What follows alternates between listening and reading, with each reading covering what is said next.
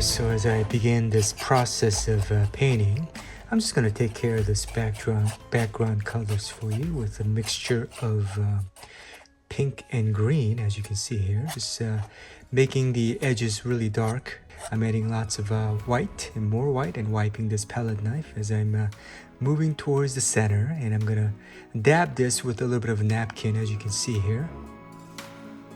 I'm just checking with the backlight on back of this canvas to see which area I need to kind of leave it as light as possible in terms of leaving the paint as thin as possible. I'm just going to use the back of this brush, painting brush, as you can see, as I'm kind of sketching out. You know, the paint is still wet, so I'm just going to sketch out.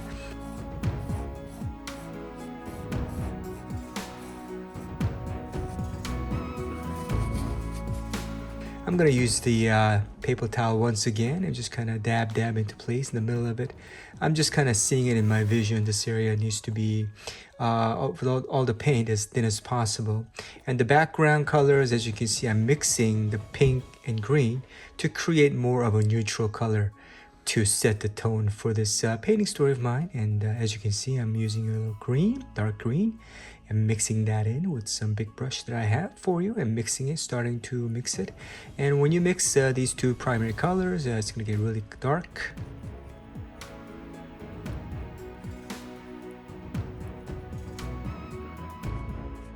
And I'm just going to use that to make the outline, kind of like a silhouette of what I'm seeing in my head of a place, a special place where the tree of life is in the middle as the focal point, and then surrounded by more trees with little mountains and hillways along the way. And I'm just going to fill this in, fill this real estate in for you with this paintbrush. And I'm holding the paintbrush a little bit long, you know, and then little blue light, blue color as the spice color, one of the spice color for you. And then I'm just painting this in, and painting this story of me in my dream imagination, taking this boat to basically see someone that I hold dear to my heart. And let's find out what happens as we begin this painting journey together here. I'm just gonna start filling out this real estate with the blue, little darker and lighter colors of blue, and coming back here the very next day and just adding that in, letting this dark green silhouette of the color to dry first, and then just kind of dabbing it into place the next day with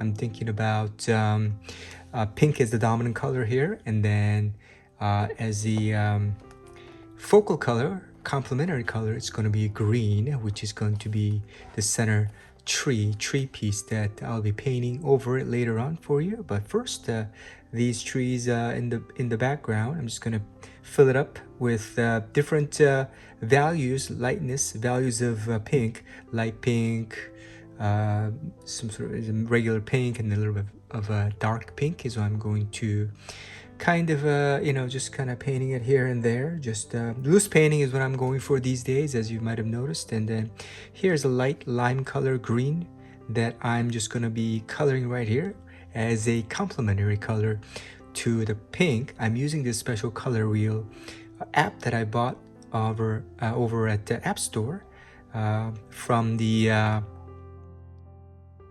Bob Blast channel that I'm following, so I highly recommend it. I'll mention that to you in the description section as well. If you guys are interested in purchasing this color, as I'm you know, studying colors. I've always been very not confident about the way I paint colors, so I've using this app have really helped me to really focus on taking the guesswork out of this whole painting color. So far so good. It looks like everything kind of, the background color staying more neutral, and as I'm painting the pink, it kind of looks like it's going together, right? So here, the lighter pink color, mixing it with lots of white to kind of show kind of like a negative subtractive painting here, just kind of block out the areas that I felt like needed to be blocked out, and just kind of highlighting here and there, and where the sunshine, if you will, through these branches might shine through. So I'm just imagining that scene for you, and then a little spray action with the water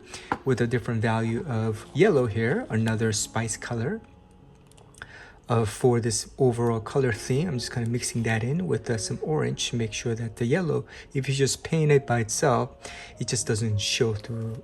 As you can see, it's kind of difficult to do that. So I kind of outlined the idea of this basic shape of a boat here in my imagination here, and then just kind of using a little bit of darker gray and black color to highlight it a little bit, give it an accent, a little shades here, to give a little bit of more of a 3D type of dimensional look to it, to add to the story. So I'm going to be riding this boat here in this river, in this dreamy river, if you will, and where the purple leaves are falling, and I'm slowly heading towards this, to see this person that I love, and then creating some movement here, movement of the water to showcase that there's a sense of movement through this time lapse for you. And then a little bit of a smaller brush. I try not to use too detailed of a painting, but for this particular objects, I felt like since this is a 8x10 canvas, I originally wanted to just kind of use this as a study paint, but I just ended up going all the way because I really liked what I saw in terms of color. So a little bit of again, mixture of pink and green color to come up with this little bit of a more saturated kind of a neutral kind of color for the tree trunk. And then here, little gray and black color for you, a little bit more thicker viscosity than the first paint that I used. Typical acrylic paint still, and then I'm using it with applying it with the palette knife and applying it here, just to kind of painting over, because I didn't like the overall pink bush kind of look to it.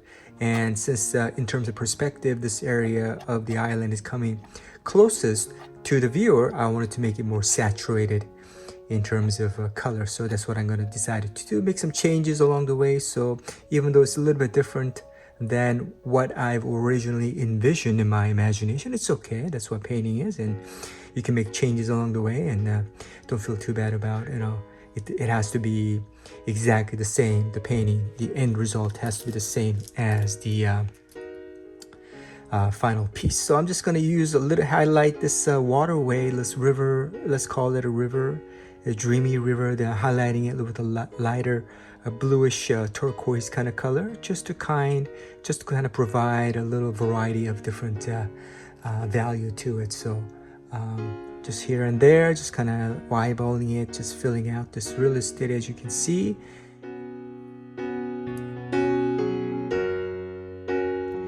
Little dab here and there, as you can see. Kind of gives the impression that some sort of light is reflecting off of it. So a little darker pink and lighter pink, and mixing that in a little bit with a bigger brush, as you can see, and then maybe a little bit of red to really kind of have, give that saturated look of a beautiful brush and look of a flowers, in the foreground that is closest to our viewer, you see. Little dab here and there. And again, I try not to be too detailed like the mistakes I've been making in the past, where I try to be really, really detailed. But I'm trying not to do that these days. Here's a little special somebody, I like to imagine that this is my mother. And then little outline here of the me. Just kind of, I'm really bad with the people, but I've learned some easy ways to figure out just paint human figures where it doesn't necessarily need to be detailed, but just suggest to the viewer that it is there. So here it is. It's the final piece for you after it was been dried out, and neutral color in the background, as you can see, and then a pink and green color just mixed it in together, working together, and then adding some blue and the yellow as a spice color to finally wrap up this final composition. So in this dream of mine, I'm using this, taking this boat in this dreamy waterway to see my mother, to see, just to connect with her, in my dreams, and make sure that she's okay. She recently passed away from cancer about 3 years ago, and hey, I thought this would be a good tribute for her with this painting as I create this piece for you. And just wait. Here's a little lighting set that I've installed in the back of a canvas, LED light, very inexpensive. Of course, you can spend a lot more money and really get this thing installed in the right way, but here's an inexpensive way of installing it from Amazon, about $6-7. You can get 10 of these inexpensive LED lights just to give the viewer a different viewing experience. As you can see, as I move the key lights away, it does kind of provide a little bit of different special lighting effect that you can't really duplicate using acrylic. So thank you so much for watching.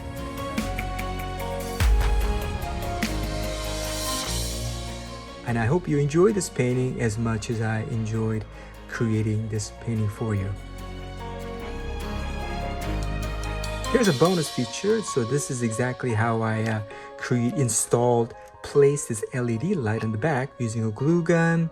The lighting, as you can see, the light, I try to put it, depending on the intensity of a sense of what I want to convey, I decided to put it right closest to the canvas to convey a really bright light shining through these two figures, you see. So this is what I'm doing. I'm putting a little light behind the canvas just to see I know where to exactly place this LED light. Very simple process. So all you have to do is you can easily replace the battery in the back of this once this thing goes out.